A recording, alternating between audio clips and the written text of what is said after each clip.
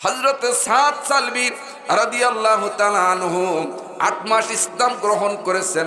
বিভিন্ন রাস্তা দিয়ে অতিক্রমণ করতেছেন আর বিভিন্ন জায়গায় ভ্রমণ করলেন। এক পর্যায়ে আল্লাহ রাসূল সাল্লাল্লাহু আলাইহি সাল্লামের দরবারে হাজির হয়ে গেলেন। বললেন, ইয়া রাসূলুল্লাহি, এখান থেকে কয়েকদিন আগে আপনি একটি ঘোষণা দিয়েছিলেন যে বিবাহ করণে আর সে ব্যক্তি আমার উম্মত না, আমার দলভুক্ত না। ইয়া রাসূলুল্লাহ, আমি এই জনপদ দিয়ে ঘুরেছি, বহু জায়গায় প্রস্তাব দিয়েছি, কিন্তু আমার প্রস্তাবে কেউ রাজি হলো না, আমার কেউ মেয়ে দিতে চায় না। বললেন, কারণ কি? বললেন, ইয়া রাসূলুল্লাহ, ১ নম্বর কারণ হলো আমি গরিব মানুষ, আমার কোনো টাকা নাই, পয়সা নাই, এমন কোনো অর্থ সম্পদ আমার নাই। বললেন, তাহলে দ্বিতীয় নম্বরে কি? বললেন, দ্বিতীয় নম্বরে হলো, ইয়া রাসূলুল্লাহ, আল্লাহ রাব্বুল আলামিন মানুষকে সুন্দর করে সৃষ্টি করেছেন। লাকাদ খালাকনাল ইনসানা ফি আহসানি তাকবীর।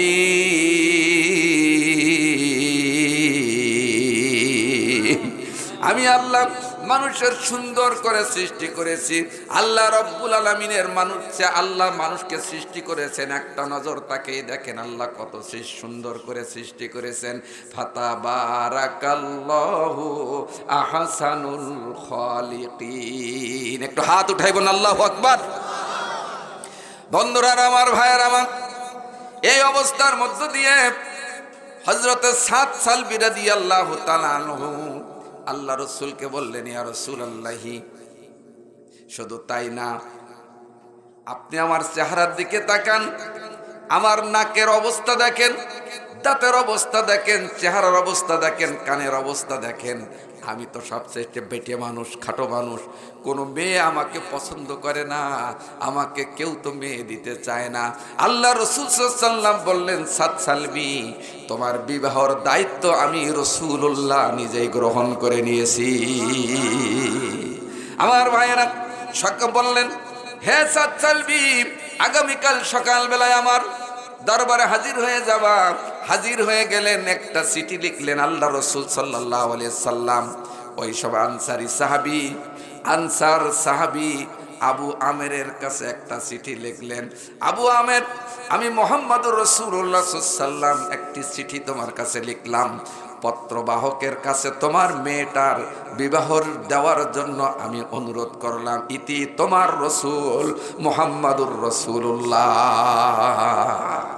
আমার ভাইয়েরা, চিঠিটা নিয়ে আবু আমেরের বাড়ি গেলেন। আবু আমের ছিলেন ওই সময়ের অর্থমন্ত্রী। কি মন্ত্রী? অর্থমন্ত্রী। একমাত্র মেয়ে তার, আর কোনো সন্তান তার নাই, একটি মাত্র মেয়ে। মেয়েটা এত সুন্দর করে আল্লাহ তৈরি করেছেন, মদিনার সমস্ত মানুষগুলো চেনে হুরে মদিনা। এটা একটা মদিনার হুর। এটা কি? মদিনার সুন্দরী মহিলা, মেয়ে। আমার ভাইয়েরা, আবু আমের এইভাবে চিঠিটা দেখলেন। চিঠিটা দেখার পরে সাদ সালবীর দিকে এমন একটা কুনজরে তাকাইয়ে চিঠিটা ছুঁড়ে ফেলে দিলেন যে, মানে তুমি এখান থেকে চলে যাও, আমার মাত্র একটি মেয়ে আর তুমি হলো পাত্র। রাসূল এমন একটা কাজ করেছেন। আমার ভাইয়েরা, সাদ সালবী চোখের পানি ফেলে আস্তে আস্তে করে আল্লাহর নবীর বাড়ির দিকে রওনা দিয়েছেন। কিছু দূর যাওয়ার পরে মেয়েটা বাড়ির ভিতর থেকে বাইর হয়ে বলতেছেন, আব্বাজান, কি ঘটনা ঘটলো? সমস্ত ঘটনাগুলি তার মেয়েকে তার বাবা বললেন যে এই ঘটনা, এই সব ঘটনা। বললেন, কে আব্বাজান, কি সর্বনাশ করেছেন আপনি? কার চিঠিটা ফেরত দিয়েছেন? কিয়ামতের ময়দানে, হাসরের ময়দানে লক্ষ লক্ষ মানুষ যেদিন হাজির হয়ে যাবে, একটা গোনার কারণে মানুষ যখন জাহান্নামী হয়ে যাবে, ওই দিন কেউ সুপারিশ থাকবে না। আল্লাহ রাব্বুল আলামিন যাকে সুপারিশের পাওয়ার দিয়েছেন তিনি হচ্ছেন মুহাম্মদুর রাসূলুল্লাহ সাল্লাল্লাহু আলাইহি ওয়াসাল্লাম।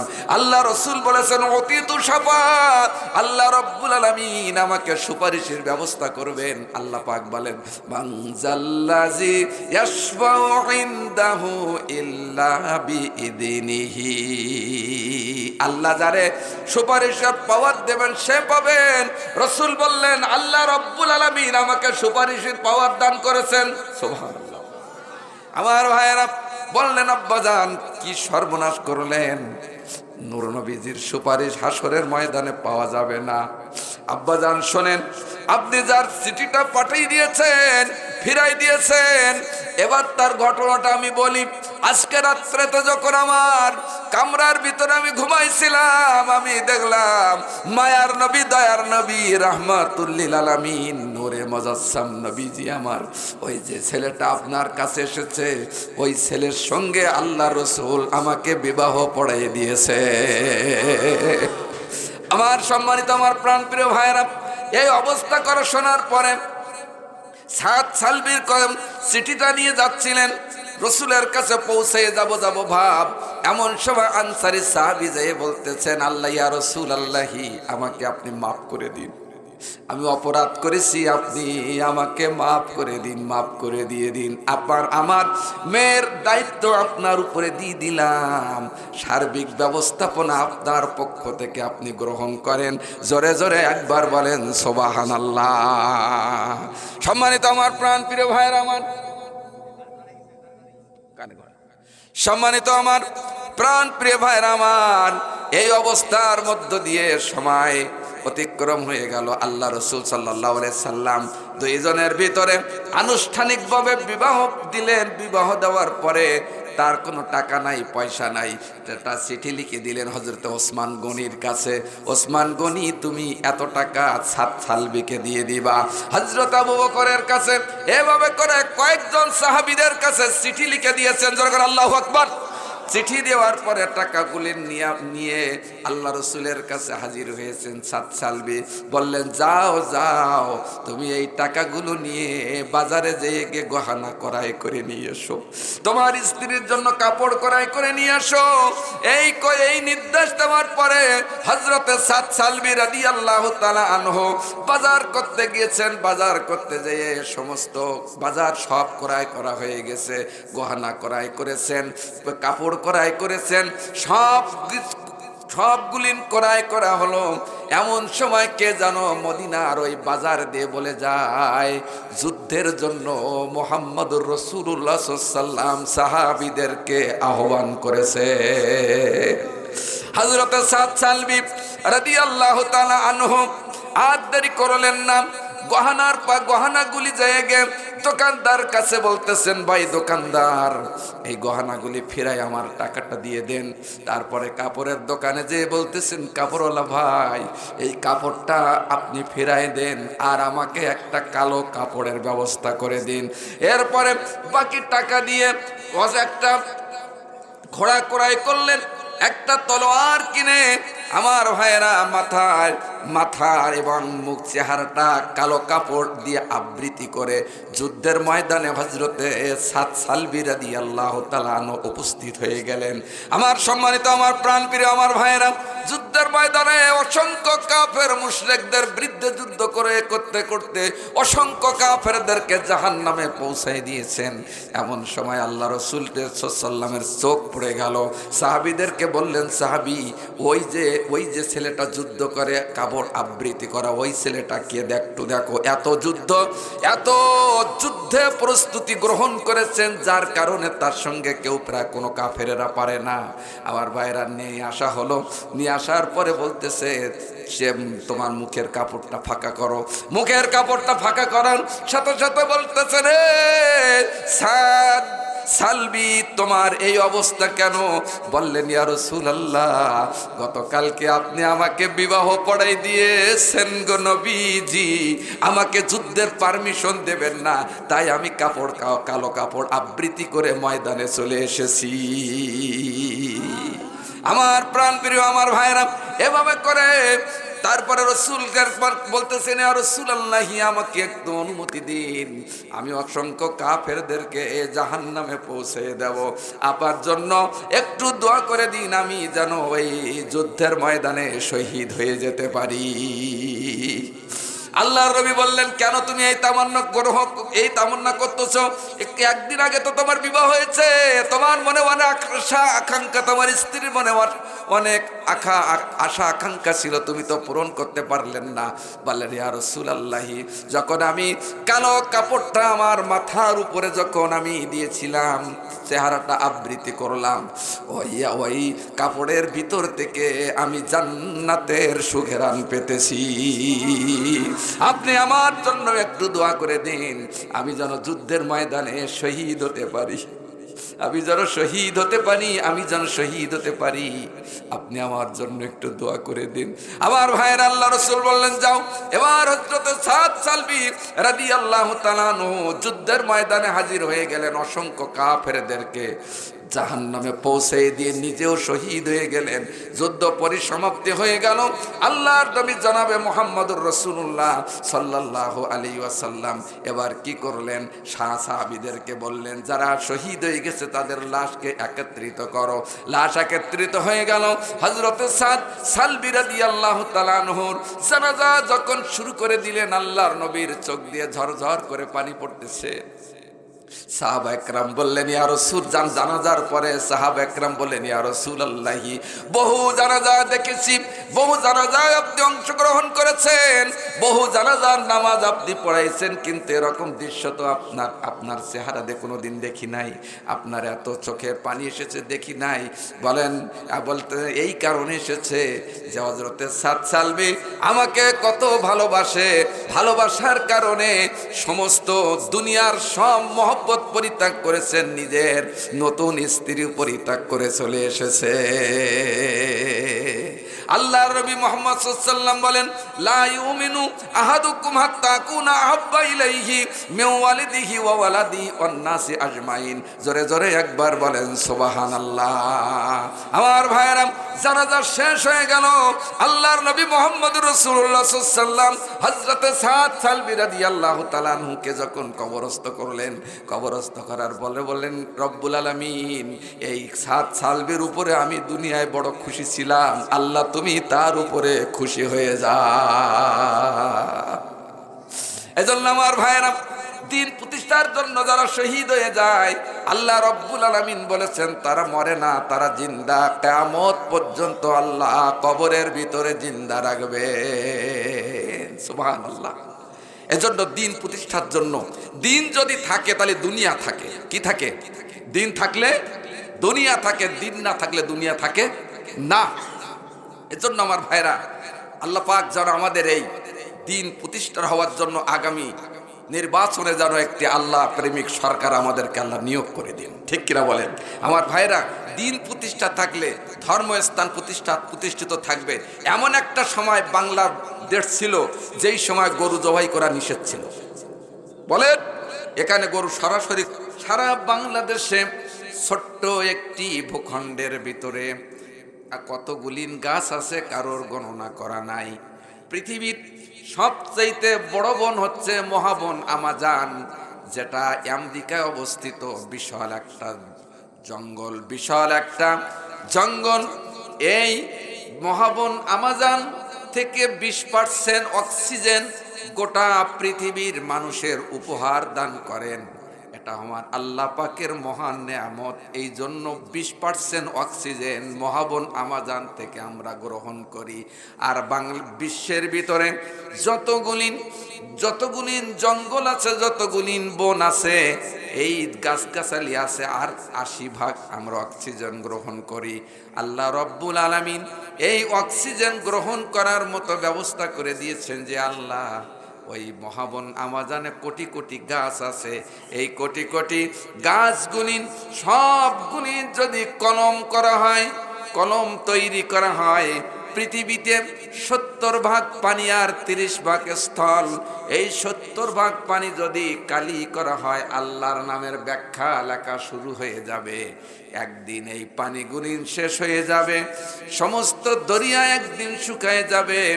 আবার আনয়ন করা হবে, আবার শুকায় যাবে, আবার আনয়ন করা হবে। এমন করে লিখতে লিখতে শেষ হয়ে যাবে বারবার দরিয়ার পানি। আর পৃথিবীর সব গাছগুলো, সব কলমগুলি একদিন শেষ হয়ে যাবে, কিন্তু আল্লাহ পাকের কালিমার ব্যাখ্যা শেষ করা যাবে না। এই হচ্ছে আমার আল্লাহ। যালিকুমুল্লাহু রাব্বুকুম লা ইলাহা ইল্লাহু খালিকু কুল্লু শাইইন। জোরে কান আল্লাহু আকবার। এই হচ্ছে আমার আল্লাহ।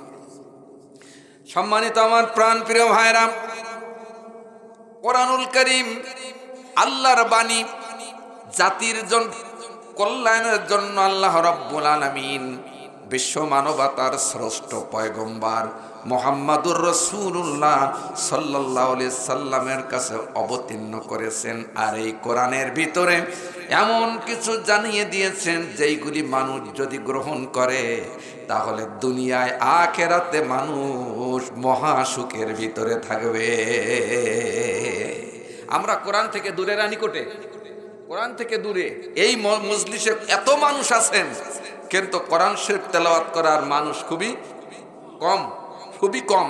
আবার কোরআন শরীফ পড়তে পারি, কিন্তু সহি করে পড়ার মানুষ অনেকগুলি কম। আবার সহি করে পড়তে পারি, কিন্তু এর অর্থ সহ তেলাওয়াত করা, অর্থ জেনে পড়াটা মানুষের সংখ্যা কম। রব্বুল আলামিন বললেন, এই কোরআন তোমাদের কাছে অবতীর্ণ আমি করেছি। এই কোরআনের একটি হরফ যদি কোনো মানুষ তেলাওয়াত করে, রব্বুল আলামিন বললেন তার আমলনামায় সাথে সাথে আল্লাহ রব্বুল আলামিন 10টি নেকি আল্লাহ লিখে দে। কয়টা? কয়টা হরফ? একটা হরফ। একটা হরফ যদি আপনি তেলাওয়াত করেন, আলিফ, আপনার আমলনামায় কয় নেকি? 10 নেকি। এই মাদ্রাসাখানা শত শত ছাত্ররা দৈনিক কত হাজার বার করে তেলাওয়াত করেন, কোরআনুল কারীমের হরফ তেলাওয়াত করেন। এই হরফগুলি যতবার তেলাওয়াত করেন, যতবার তেলাওয়াত করেন, তেলাওয়াতের ফজিলাত আল্লাহর রাসূল বলেছেন প্রত্যেকটি তেলাওয়াতে, প্রত্যেকটি হরফের ভিতরে 10টি করে নেকি আমার আল্লাহ দান করেন। আর যারা এর তত্ত্বাবধানে আছে, এর তত্ত্বাবধানের দায়িত্ব যারা আছেন, আর যারা এই মাদ্রাসাটা পরিচালনা করার জন্য শারীরিকভাবে সহযোগিতা করেছেন, আর্থিক সহযোগিতা করেছেন, তার একটা অংশ আল্লাহ রব্বুল আলামিন আপনাদের আমলনামার ভিতরে লিখে দেন। আল্লাহর নবী সাল্লাল্লাহু আলাইহি সাল্লাম হাদিস শরীফের বর্ণনা করেছেন, প্রত্যেকটি নর নারীর জন্য ইলমে দ্বীন শিক্ষা করা ফরজ। তলাবাল ইলমি আলা কুল্লি মুসলিমিন ওয়াল মুসলিমাতিন। আল্লাহ রব্বুল আলামিন সমস্ত মুসলমান নর নারীদের উপরে আল্লাহ ইলমে দ্বীন শিক্ষা করা আল্লাহ ফরজ করে দিয়েছেন। এই কোরআনুল কারীমের মাদ্রাসায় একটি ছাত্রর সম্মান আপনি আমি দুনিয়ায় যদি না দেই, আমার আল্লাহ রব্বুল আলামিন কত সম্মান করেছেন। আল্লাহ রাসূল সাল্লাল্লাহু আলাইহি ওয়াসাল্লাম বলেছেন, যখন কোন তলবেলে রাস্তা দিয়ে হেঁটে যায়, যাতে যাওয়ার সাথে সাথে আমার আল্লাহর ফেরেশতারা তাদের পাখাগুলি জমিনে বিছাইয়ে দেন। সুবহানাল্লাহ। কি করে দেন? পাখা বিছাইয়ে দেন। ওই হাফেজে কোরআনের সম্মানের খাতিরে, মাদ্রাসায় পড়ার সম্মানের খাতিরে ফেরেশতা তাদের পাখাগুলি বিছাইয়ে দেন। আবার আমার ভাইরা, আবার সামনের দিকে যখন চলে যায়, পিছনের ফেরেশতারা সামনের দিকে অগ্রসর হয়ে তাদের পাখাগুলি বিছাইয়ে দেয়, শুধু কোরআনুল কারীমের সম্মানের খাতিরে। সম্মানিত আমার ভাইরা আমার, এজন্য এই অঞ্চলের মানুষ বা আমরা একটা হাফেজে কোরআনকে সম্মান করি আর না করি কোনো যায় আসে না। রব্বুল আলামিন এইসব হাফেজে কোরআনের সম্মানের জন্য হাজার হাজার ফেরেশতা নিয়োগ করে রেখেছে। আরো জোরে সুবহানাল্লাহ। এজন্য আমার ভাইরা, শুধু তাই না, কোন গ্রামের ভিতর দিয়ে যদি একটা আলেম যদি হেঁটে যায়, ওই গ্রামের ভিতরে আল্লাহ রব্বুল আলামিন একদিন না, 2 দিন না, 40 দিনের জন্য কবরের আযাব আল্লাহ মাফ করে দিয়ে দেয়। সম্মানিত আমার ভাইরা, আসেন তাহলে যেদিন আপনাকে আমাকে কাফন পরে যখন কবরের ভিতরে রেখে আসবে, কবরের ভিতরে যখন রেখে আসবে, আসার সাথে সাথে আযাবের ফেরেশতা যখন চলে আসবে, ছোট্ট একটা বাচ্চা আপনার মাথার নিকটে দাঁড়িয়ে যাবে। যেমন মাথার নিকটে দাঁড়িয়ে বলবে, খবরদার এই ব্যক্তির গায়ে আঘাত করা যাবে না, এই ব্যক্তির শাস্তি দেওয়া যাবে না। আযাবের ফেরেশতা যখন ডান দিকে চলে যাবে তখন দাঁড়িয়ে যাবে, বাম দিকে দাঁড়িয়ে যাবে, সর্বস্তরে দাঁড়িয়ে যাবে, যেন এই ব্যক্তিকে কোনো অবস্থায় কষ্ট দেওয়া না হয়, শাস্তি দেওয়া না হয়। এবার এই সময়ে ওই মৃত্যু ব্যক্তি বলবেন, কে তুমি? তোমার বাড়ি কোথায়? তোমার ঠিকানা কি? তুমি কোথার থেকে এসেছো? তোমার বাড়ি কোথায়? কোথার থেকে এসেছো? তোমার মতো শিশু সন্তান আমার দুনিয়ায় কেউ ছিল না। আমার যে সন্তানটা ছিল ওই সন্তানটা তো তুমি নাও। কোথার থেকে এসেছো?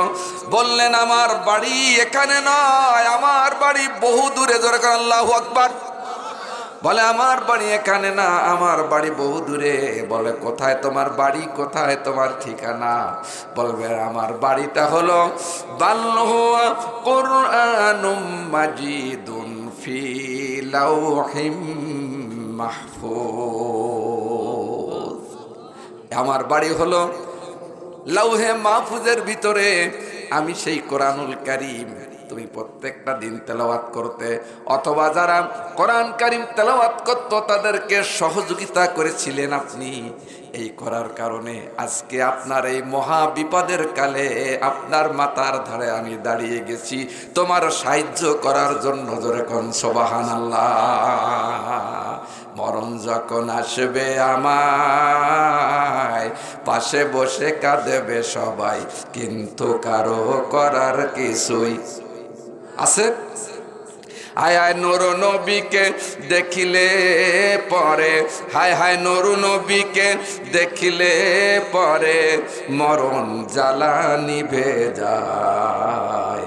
নবীর মতো দরদি আর নাই, নবীর মতো আপন কেহ নাই। মরণ যখন আসবে আমায়, পাশে বসে কাঁদেবে সবাই, কিন্তু কারো করার কিছুই আছে। মুনকার নাকির ফেরেশতারা সওয়াল করবে বসায় তারা। কথা বলে না কি? আমার আপনার করবে না? সবাইকে যেদিন কবরে রেখে আসবে, রেখে আসার সাথে সাথে আপনার আপনজন, বন্ধু বান্ধব, সন্তান সন্ততি সব বাড়িতে চলে যাবে। এবার মুনকার নেকির আপনার ফেরেশতার কবরে চলে আসবে। আসার পরে আপনার ওই কাফনের কাপড়টার মোড়ক খোলা থাকবে, আপনাকে বসাইয়ে দিবেন। আপনাকে বসাবে, আমাকে বসাবে, পৃথিবীতে যত মানুষ এসেছেন সবাইকে বসাবেন। বসাবার পরে আপনার আমার জীবনের হিসাব ওই দিন থেকে শুরু করে দিবেন। যদি শুরুতে যদি আমরা সাকসেসফুল হতে পারি, তাহলে আল্লাহ পাকের সমস্ত স্টেশনগুলো আমাদের জন্য সহজ হয়ে যাবে। শুরুতেই বিচার হবে আপনার জীবনের নামাজের বিচার। কিসের বিচার? নামাজের বিচার শুরু হবে।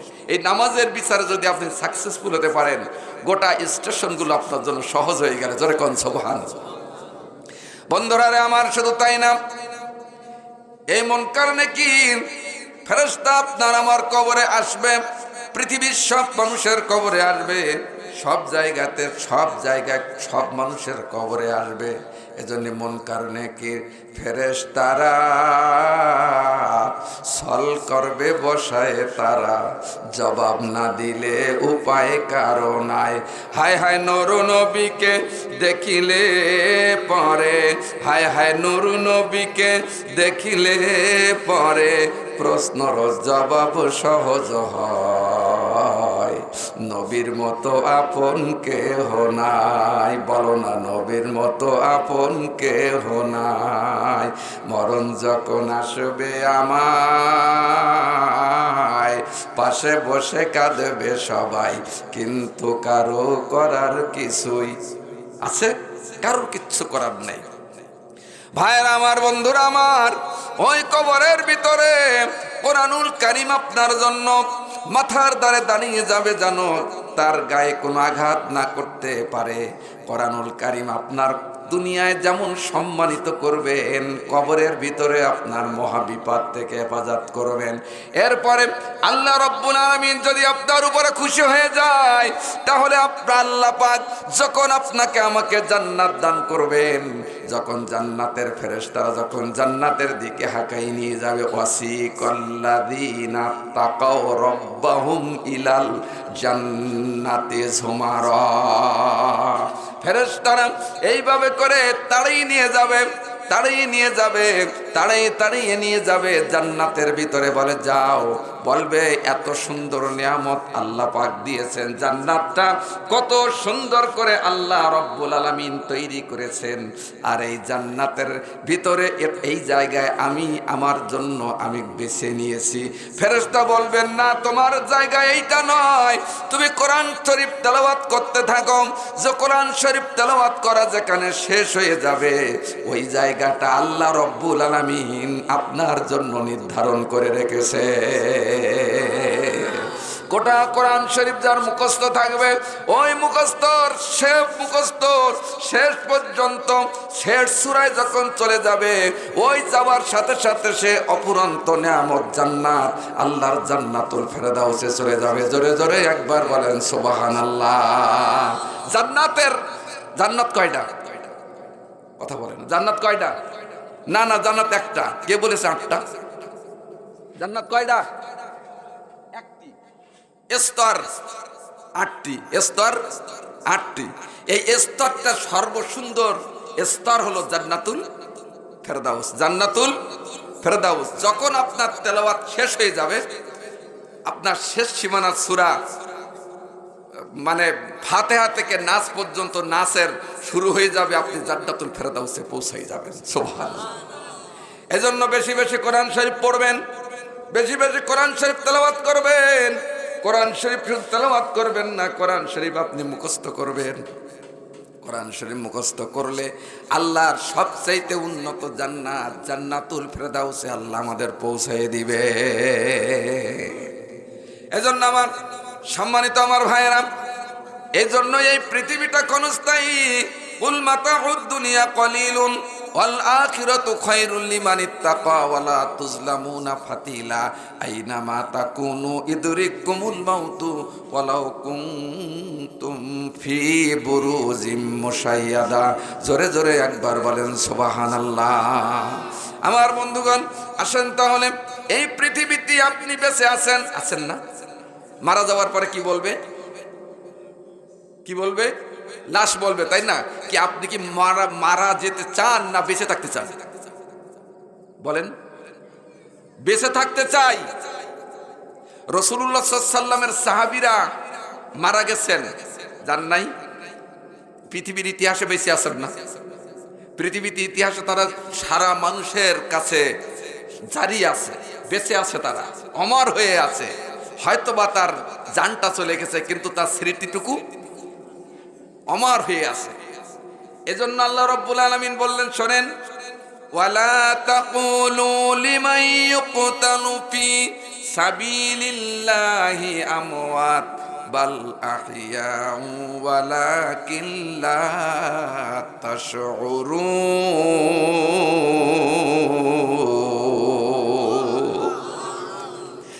রব্বুল আলামিন বললেন, যারা আমার দিন কায়েমের জন্য শহীদ হয়ে যায়, এদেরকে তোমরা মৃত্যু বলো না, এরা হচ্ছে জিন্দা। কিয়ামত পর্যন্ত আল্লাহ রব্বুল আলামিন কবরের ভিতরে জিন্দা রাখবে। অপর আয়াতের ভিতর আল্লাহ রব্বুল আলামিন বললেন, ওয়ালা তাহসাবান্নাল্লাযীনা কুতিলু ফি সাবিলিল্লাহি আমওয়াতা বাল আহইয়াউন ইনদা রাব্বিহিম ইরযাকুন। যারা আমার দিন প্রতিষ্ঠা করার জন্য যারা শহীদ হয়ে গেছে, এদেরকে তোমরা মৃত্যু বলো না, এরা জিন্দা। আর তাদেরকে এই জিন্দা থাকার কারণে আমি আল্লাহ রব্বুল আলামিন প্রত্যেকটা দিন জান্নাত থেকে তাদের কবরে আমি আল্লাহ খাদ্য পৌঁছে দিয়ে দেয়। এই জন্য যারা জীবন দিয়েছেন আল্লাহর ওলি, যুগে যুগে মধ্যে মুজাহিরা শাহাদাতের তামান্না গ্রহণ করেছেন, এদেরকে তোমরা মৃত্যু বলো না, এরা জিন্দা থাকবে কিয়ামত পর্যন্ত। আপনি আমি জিন্দা থাকার জন্য ইসলামী আন্দোলনের সম্পৃক্ততা হয়ে রাসূলুল্লাহ সাল্লাল্লাহু আলাইহি ওয়াসাল্লামের সাহাবীদের মতো যদি আপনি জীবন দিতে পারেন, দুনিয়া এবং আখিরাতের শান্তির ব্যবস্থা আমার আল্লাহ করবেন। সুবহানাল্লাহ। আমার ভাইয়েরা, একজন নবী, আল্লাহর নবী, একটি সাহাবী